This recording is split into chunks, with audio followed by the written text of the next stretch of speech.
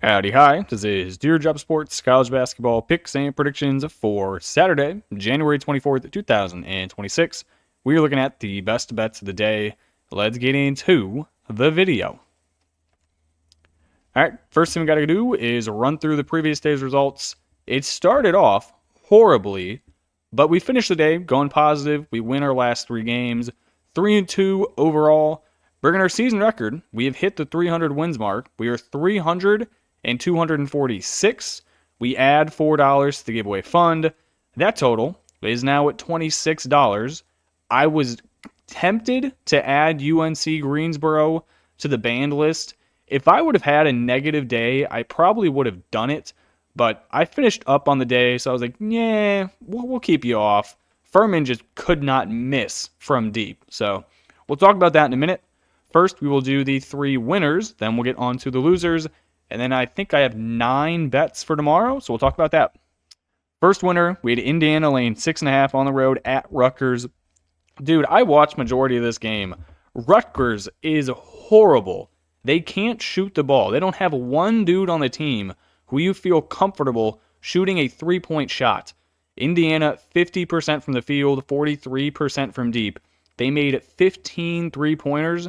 Rutgers, they made 21 shots the entire game, 21 of 58, 5 of 19 from deep. They lost the rebound battle by 13. They tied the turnover battle. There were only 10 turnovers combined the entire game. So not bad from a watching perspective. Indiana wins this thing by 23. Rutgers is horrible. Next one, you had East Tennessee State University at home against the Citadel. This was the favorite bet of the day.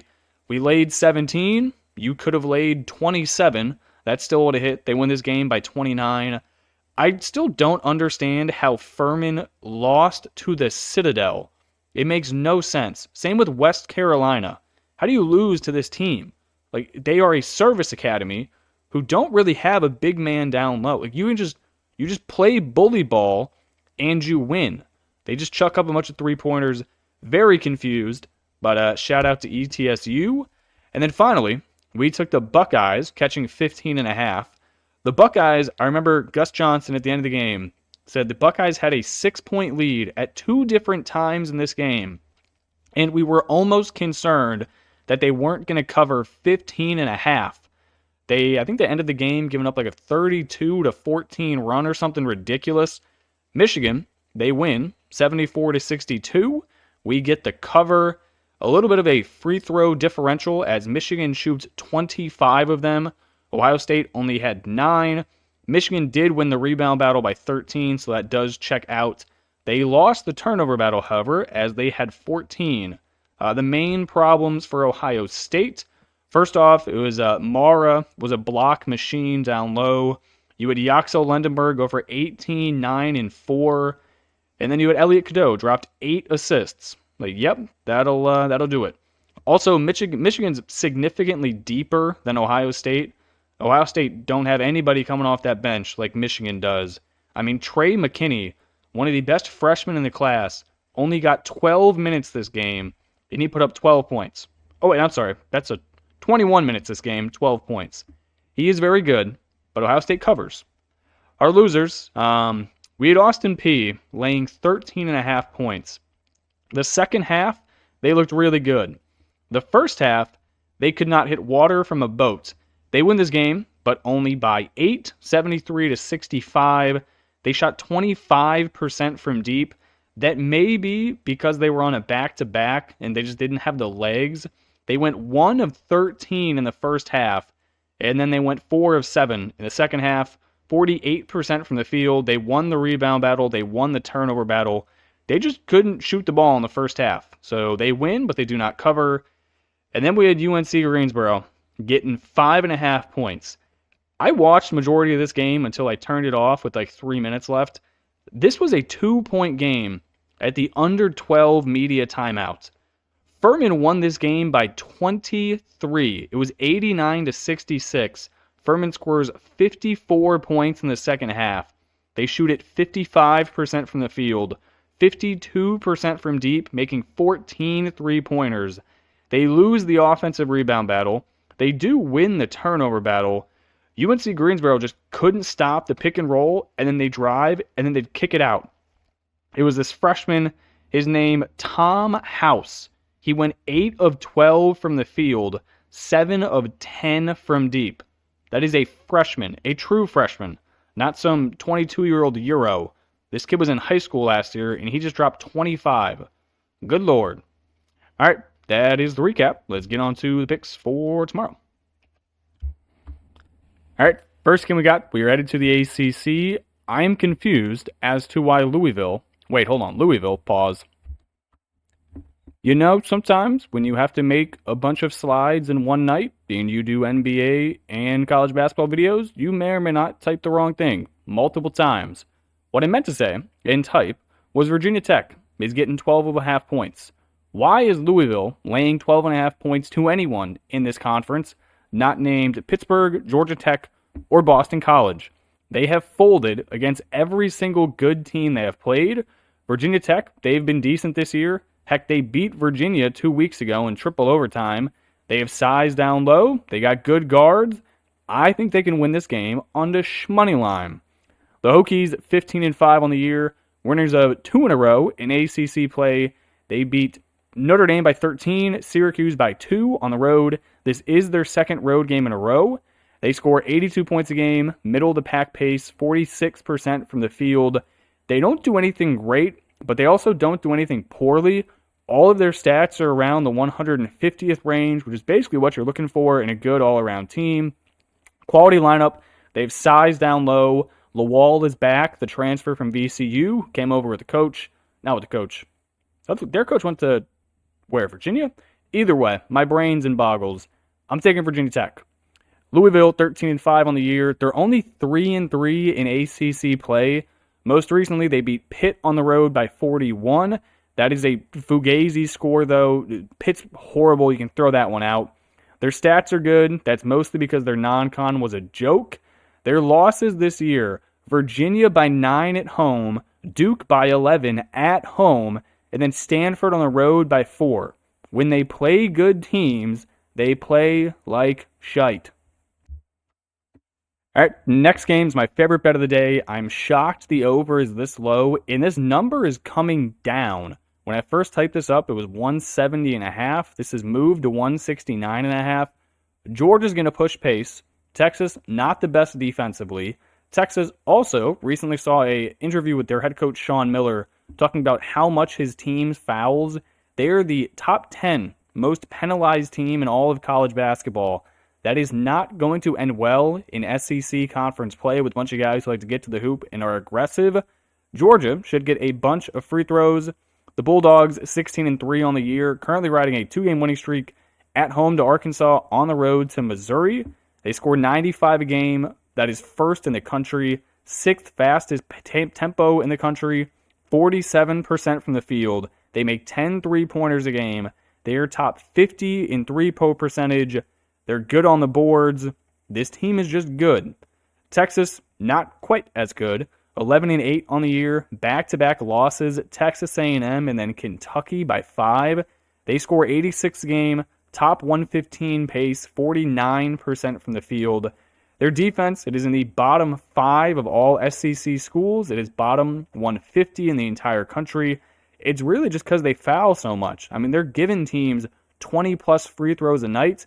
I think we could see legitimately 60-plus free throws attempted total in this game. Give me the over, 169.5. Could be tight at the end as well, so that means more free throws. All right, next 2 games, I'm going to take more dogs. I didn't even realize I took all dogs, but hell, we're doing it. Georgetown, catching 5.5 points. Who is Providence to be laying 5.5 points to anyone? Yes, I understand Georgetown has not been good. Ed Cooley's got to do some real reflecting in a mirror, or, Bloody Mary 3 times to get rid of the curse. I'm not sure. They're 1-7 in Big East play. That only win came over a month ago at home to Marquette. Their only other win since that game was a random bye game at home to Coppin State. This team needs a win ridiculously bad. Georgetown, 9-10 on the year. They've lost 6 games in a row. They score 75 a game, played a bottom 100 pace. They only shoot it 43% from the field. Every single statistic battle you could want, they lose, besides offensive rebounding. And that number is only high because they miss so many goddamn shots. None of what I am saying is good. However, Providence should never be laying 5.5 points in conference play. They have the worst coach, and I think their rosters are all very similar. The Friars, 9-10 on the year, 2-6 in Big East play. I'm not really sure what the home court environments are going to look like. I don't think the storm has yet to arrive in Providence, but really it's going to be cold as hell regardless. So who knows if people are actually going to travel to any of these games. So that's why I also think road teams could have a slight advantage tomorrow. 89 points a game, top 20 pace, 48% from the field. I'm just not laying close to a touchdown with Kim English. No thank you. All right, next game, going back to the ACC. What is this line? Like, this is accurate. This is me not just mistyping any of this. North Carolina is catching 7.5 points on the road at the Wahoos. I would have taken this if it was 3.5. You're giving me 7.5 points. I think I have to do this. Virginia's looked really good. I think they've absolutely tricked Vegas into loving all the numbers they put up. This is a tight game. I think North Carolina can win this on the money line. I'm going to take the Tar Heels. North Carolina, 15-4 on the season. Most recently, they beat Notre Dame at home by 22. That's not really saying much because Notre Dame is horrible. They're probably about to fire Shrewsbury. Even with his son being a junior, I still think you have to fire him because he's been horrible. So far, on the road this year, they are 1-3 straight up. 2 of those, though, came on the West Coast road trip, I believe, at Stanford and at Cal. The other 2 at SMU and at Sparty. So, it makes sense a little bit. They average 82 points a game, played a top 150 pace, shoot it 48% from the field. They lose almost every single stat battle. This is purely a culture play. Do I enjoy taking Hubert Davis on the road? No. No, I don't. But plus 7.5 is ridiculous. Virginia, they've looked like easily the second best team in the ACC, right behind Duke. They have road wins this year at Louisville and at SMU. Or did they lose that SMU game? No. SMU hit the buzzer beater over Virginia Tech. Yes. Their 2 losses were against Butler and Virginia Tech. They averaged 84 a game. They played a bottom 75 pace, 47% from the field. Fantastic on the boards. This is going to be a tight game. There's no chance they should be laying 7.5 points. This is another home court you have to question. Even with North Carolina coming in, if it is 2 degrees, freezing rain, is anyone going to be at this game? I don't know. We will find out. All right, now you got all my rest of the bets. I will mention I am recently sponsored by Pickett. If you want to download Pickett, the link is in the description below. You can track all of my bets. You can track all of your own bets. You can challenge me to bets. If you download it in Link 1 Sportsbook, you get a free $3 that is sent to your Venmo, sent to your PayPal, however you want it. It's $3 for you. You just have to hit the link in the description, download it in Link 1 of your sportsbooks. All right, so this game, I don't have a number for, which makes no sense because this is a 12 o'clock tip tomorrow, and there is no number. I am taking Holy Cross, whatever they open at. I would imagine they're like a 3.5, 4.5 point dog, but I don't know. American, coming off of their biggest win of the season at home to Colgate. Holy Cross, they've lost 2 in a row. These 2 teams have already played this year. Holy Cross won on the road at American. I will take the Crusaders at home. American, 12-8 on the year, 5-2 in conference play. Their current 3-game winning streak against Navy, Army, and Colgate.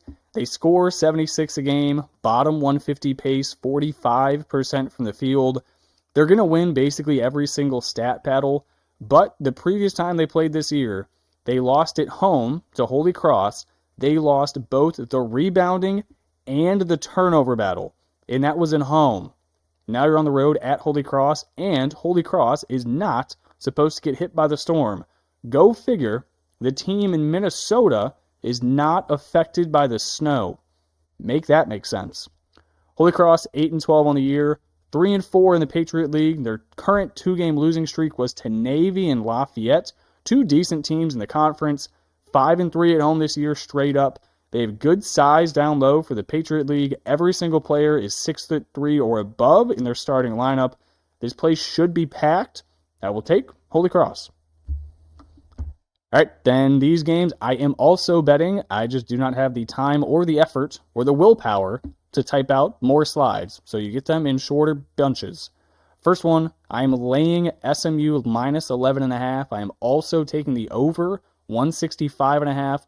Florida State is coming off of that crazy road win at Miami.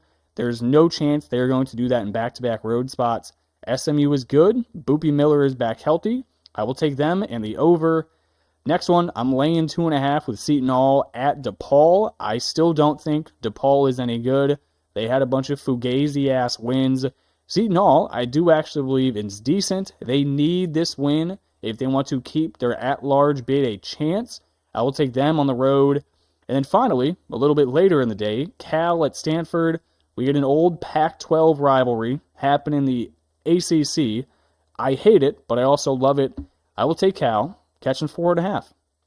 All right, that is going to be it for me in this video. I do recommend you take it maybe a little lighter than you normally would on a Saturday. I'm really not sure what any of these home crowds are going to be like with the Storms, so we will wait and see. All right, that's it. I appreciate you watching and tuning in, and I will catch you in the next one. Peace.